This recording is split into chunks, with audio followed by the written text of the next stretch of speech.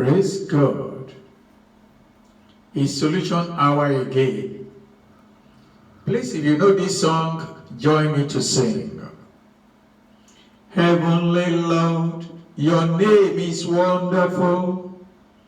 Your name is excellent. Your name is beautiful. I worship you, Lord, for you are wonderful. You have the whole world in your hand. You have the whole world in your hand. You have the whole world in your hand. You have the whole world in your hand. You have the whole world in your hand. Our Father and our God, we thank you because you have the whole world in your hand. Truly, you are the creator. None can create after this sort. No God, no nature, no power can create like you have created. We give you glory, honor, and praise. Thank you, Father, because you have solution to whatever challenge we are facing in life. Thank you, Father, because of this hour. Thank you for the periods you have given unto us to be able to come to you, to pray, to seek your face, and receive from you. Heavenly Father, we are praying at this hour that your Holy Spirit will speak to us, guide us, lead us, and bless us.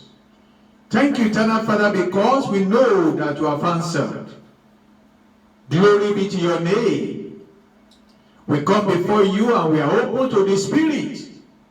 We ask that your Holy Spirit will lead us. Speak to us, O God. Bless us. In Jesus' name we pray. Amen. Once again, brethren, I welcome you to Solution Hour. As you have seen in the Facebook that I posted just a few days ago, our theme for this month is The Hour Has Come. The hour of solution to every challenge that we face in life has come. We can say that the problem that we are facing currently now, the hour, the solution to that problem has come. And I have my text today in Genesis chapter 7, verse 1. Genesis 7, 1. The Bible says, Then the Lord said to Noah, Come into the ark, you and all your household, because I've seen that you are righteous before me in this generation. In this passage of the scriptures, we can see a problem. The problem was a kind of catastrophe is going to happen to the then world. And God decided to provide, make a provision, a solution to that particular problem. That one is giving us a kind of impression that we need to understand that man is faced with the past, the present, and the future. And we need to understand that every man has a problem with the past. Every man has a problem in his present. Every man has a problem in his future. And because we are currently understanding that, here in this passage we see that God was calling Noah to enter into the ark. If you're familiar with the news, you will understand that our world is currently locked down. Countries close their borders. States are closing their borders. And if you're a friend of social media, you have all kinds of information that is coming in and out of the social media. And many of this information that we are seeing sometimes could be conspiracy theory, where they are confusing us and telling us, oh, it's about this particular political party, it's about this government, it's about this country, it's about this president, it's about this fellow. And they are profounding all kinds of fear, motivating and multiplying pies and pies. The diseases that were not even there, caused by the present situation on the ground, it comes in there now because of the social media. And if you go through the social media, there are a lot of unproved medical aids that people are posting there. A lot are correct, a lot are wrong. Many things are just, we're in a confused state. And if you look at our world, it's a locked down world. And today I'm looking at the message, when the world is locked down. When the world is locked down. We thank God for Solution Hour, because Solution Hour is to inform us that God has solution for our past. God has solution for our present. God has solution for our future. Let's understand, the problem of our past is the problem of sin. And God's solution for that problem is faith. Faith in the death of Jesus Christ. Faith in the resurrection of Jesus Christ. When you appropriate faith in the death of Christ, and you appropriate faith in the resurrection of Christ, you have problem, you have solution to the problem of the past. And the same way, we have problem to the future. What's man's problem to future? What's man's future problem? Is death. We are all afraid what our future will be, the death we are going to face, the problem we are going to see. And at the same time, I need to inform you that God has solution to that as well. The solution of God to that problem is hope. Hope in Christ's return, based on his historical resurrection, and at the same time, his promises. Solution of God to the past problem of sin is faith. Solution of God to the man's future problem is hope. Then we have problem of the present. The problem man is having with the present is hate. And God's solution to that problem is love. And we need to understand that very clearly, that it is the love of Christ that is lived out in the life of the people that confess Christ to the world around us. At such an hour like this, when the world is locked down, we demonstrate law, we live in law, we have law. And you know the problem we are having in the present is the problem of hate. Man hate man. Man hate the world. Man hate nature. And man hate God. We don't want to hear anything about God, because we are selfish. We think about ourselves. We look at ourselves alone. And that's how we finish the whole thing and we end it up there. But God now says, look here. Even though these problems are there, even though these challenges are there, God has solution for the problem when the world is locked down. So you see in that passage that in that Genesis chapter 7 verse 1, the Lord said unto Noah, come into the ark, you and all your household. So you see in that passage that God made provision for a problem. Now look at the problem. In that verse, we see that God commanded Noah to come into safety because destruction is available. Destruction was about to come. And this destruction was to be to the whole world. The whole world will be destroyed. And God has an hour that He wants to save His own people. He made provision for that one. What made the problem of the world to come? Why did the world get into destruction? Number one, because of our insensibility to the warnings of God. The Bible told us in Hebrew chapter 11, I read verse 7. Hebrew chapter 11 verse 7 says, by faith, Noah, being divinely warned of the things not yet seen, moved with godly fear, prepared an ark for the saving of his house, by which he condemned the world and became the heir of righteousness, which is according to faith.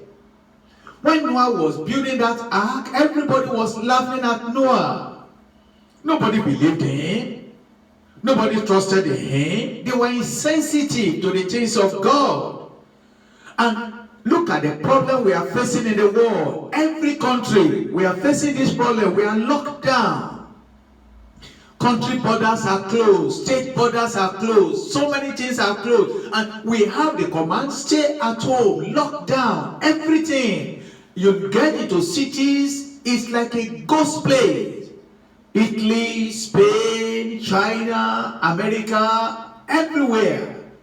You see these places that are locked down. In India, you see their soldiers driving the people in, telling them everything is locked down. The whole world paralyzed, locked down. And yet, people are insensitive to the warnings and to the mind and to the will of God. During lockdown, because people are insensitive to the things that God Himself is about to bring about to us, it will make us to run into panic, into worry, into anxiety. And that is the problem. Disobedience to the word and the will of God will bring heartache, as it did in the land of Egypt. Look at what we are told in Exodus chapter 9, verses 19 and 20. The Bible says, there was a time when there was going to be a problem, and God gave warning. You know, God will always be warning. He will always be warning. For all this epidemic and the pandemic that we have in the world, maybe God is warning us. God is speaking to us that a day is coming when there will be judgment upon the world. A day is coming.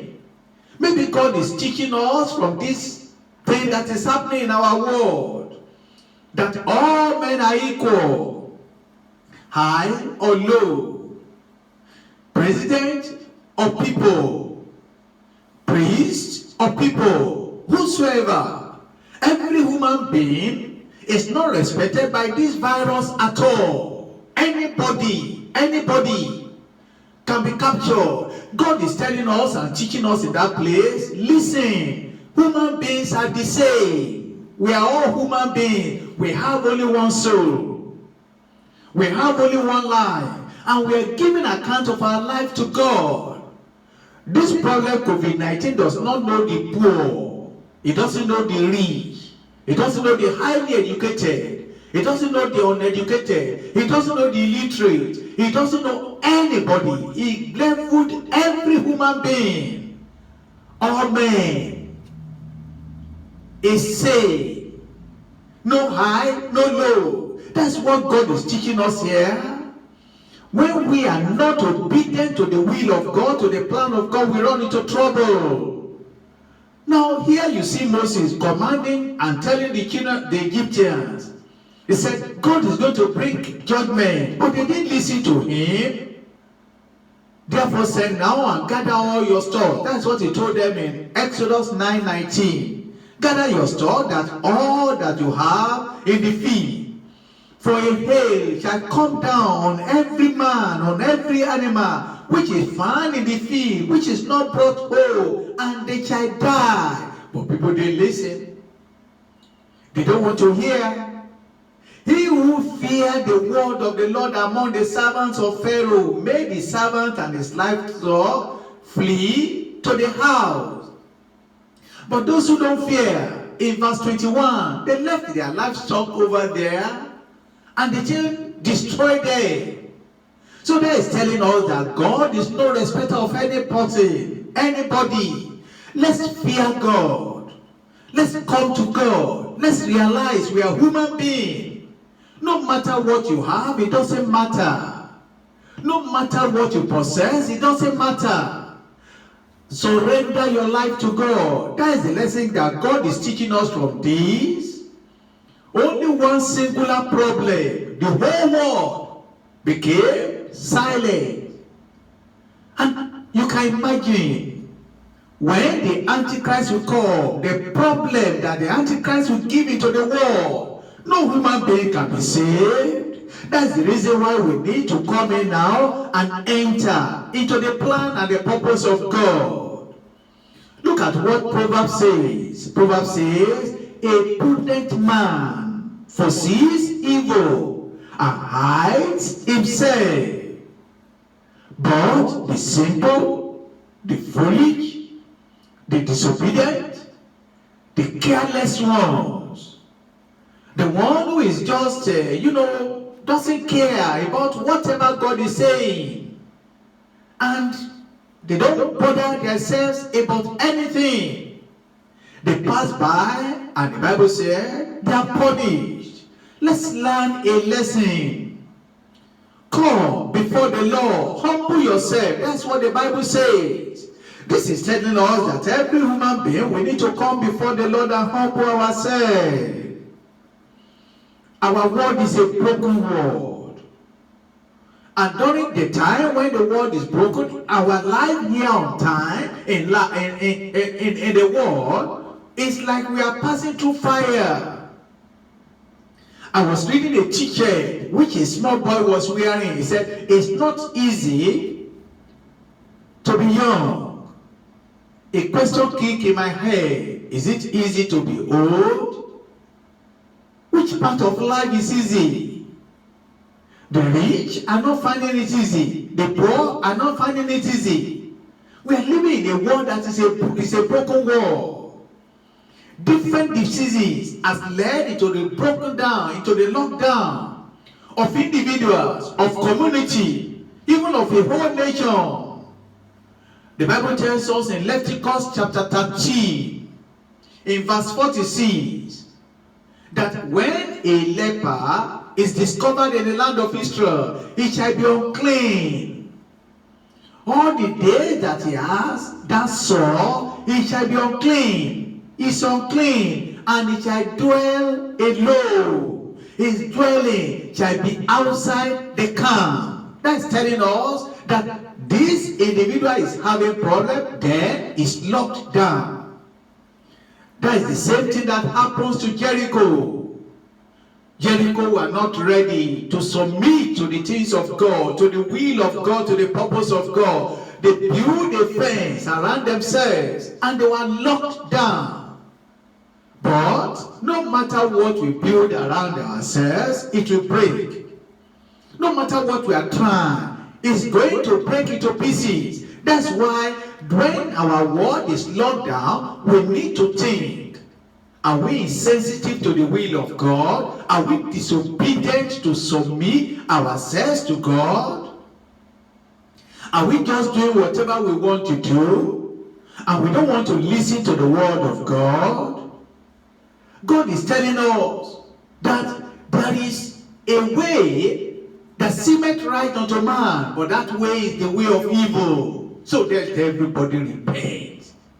Let's turn away from sin.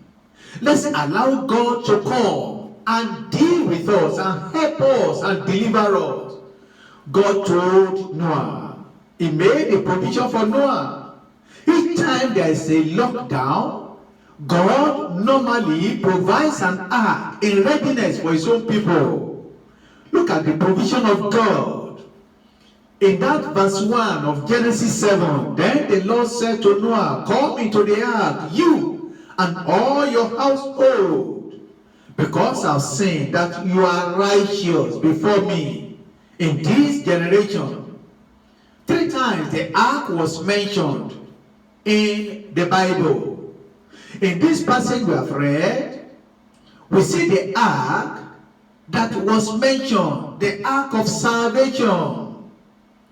And we are told about how God himself made a means of salvation for the people. Let me run you through these 3 arks that were made.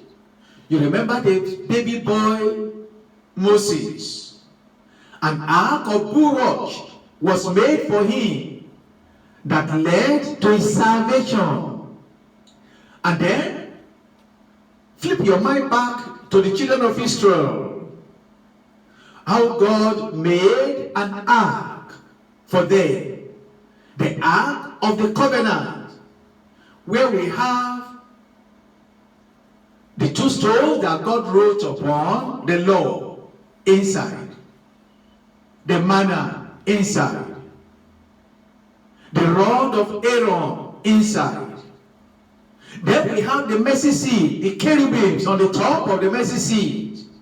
And the children of Israel were traveling, and they were going with this ark of covenant from place to place. It was a symbol of the presence of God in their midst. You remember what the ark did to the Philistines?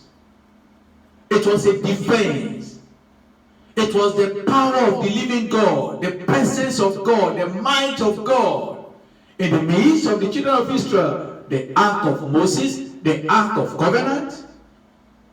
Here in this passage we see the ark of Noah, big and gigantic ark that can accommodate as many people as are possible. So you see all this ark that is being there built for a time of lockdown. During Moses' period, there was a lockdown. God built an ark.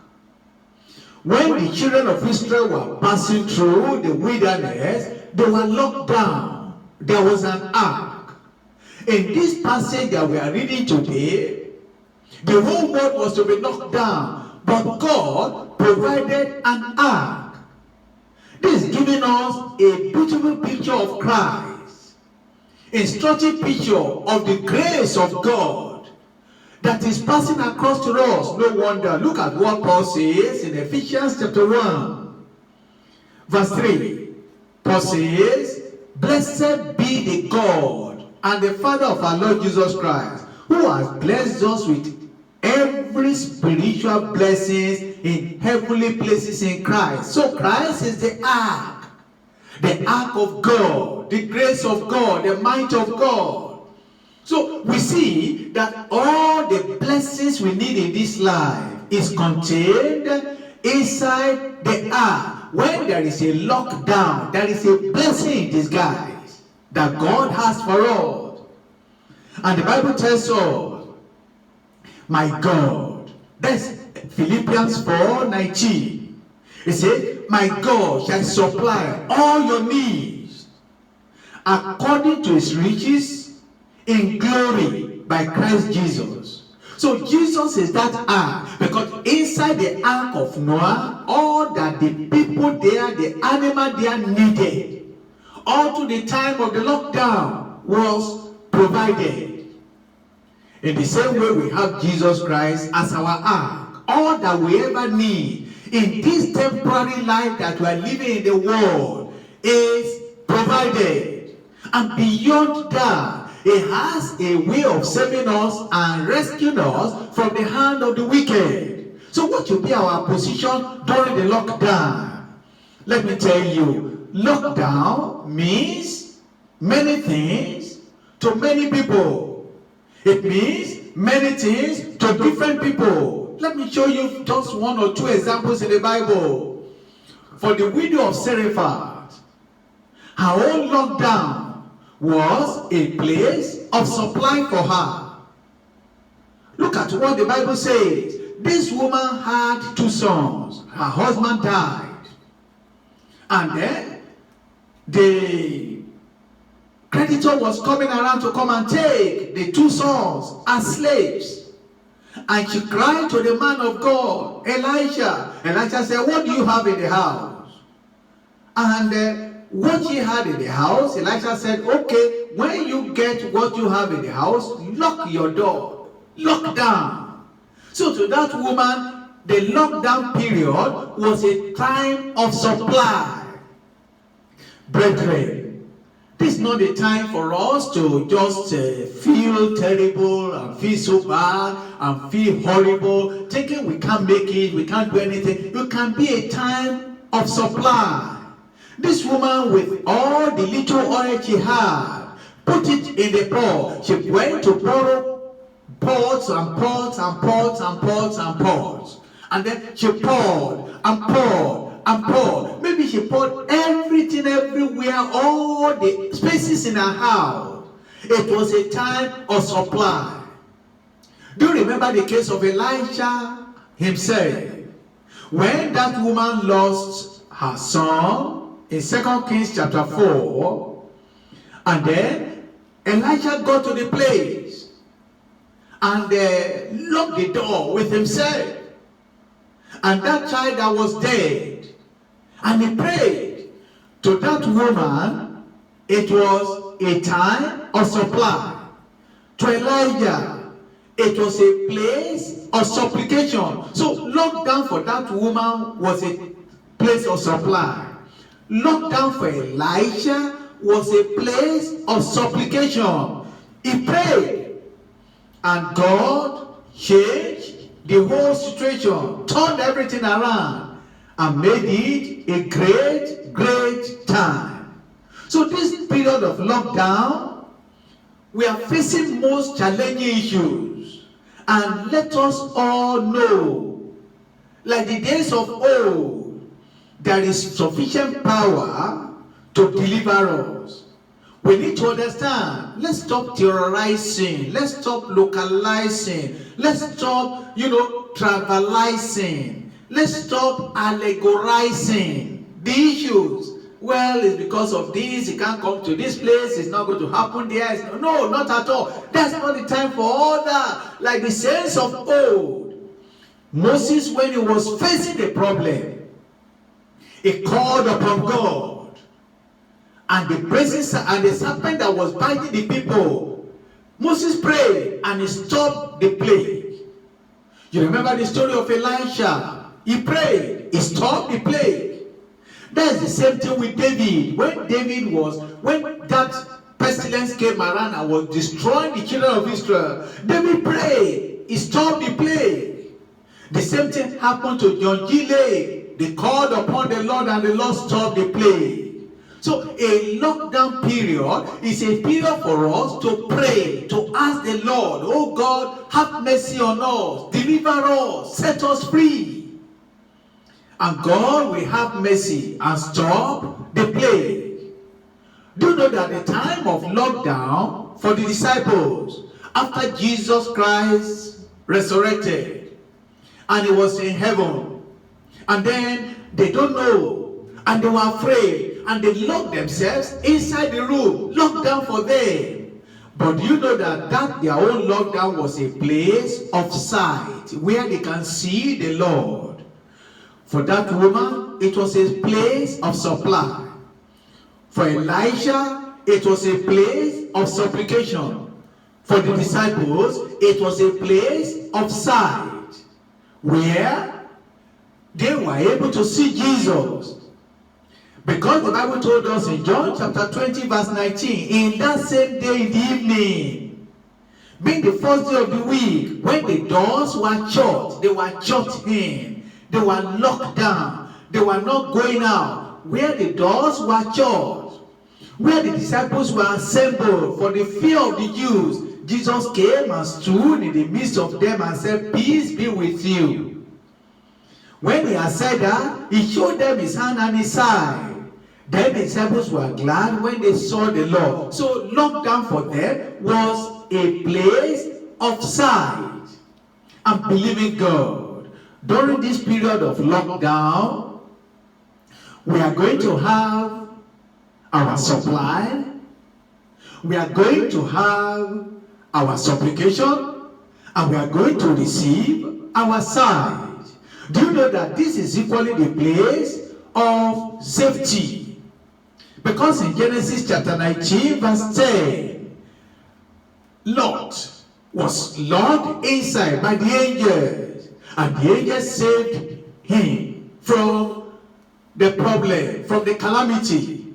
The same thing happens, that the lockdown period is a period of searching, a place of searching, because we are made to understand that the children of Israel, they were watching and looking and developing to ensure that everything which they have is according to the will and the plan and the purpose of God.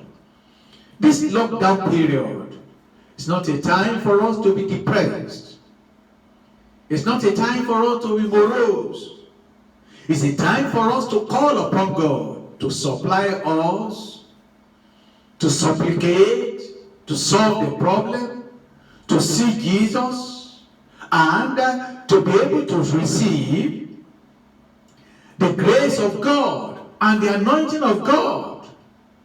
It's a place whereby we are going to have all the supplications we needed. Not only the supplication, all the sight we need, the sufficiency we need. The Lord Almighty will grant them unto us at this period of lockdown. We're going to pray now. Oh Lord, our situations has made us terrible. Our world is locked down. The situations in the world is not palatable. So therefore, Lord, we come to you at this hour. Please intervene. Manifest yourself. Magnify your name. Manifest yourself to every one of us and deliver us from the hand of the enemy. We bless your name and we worship you, because we know you have answered our prayers. Thank you, eternal Father. In Jesus' name we pray. Amen. Thank you, my loving brethren. I see you again by His grace next week. Thank you. Goodbye.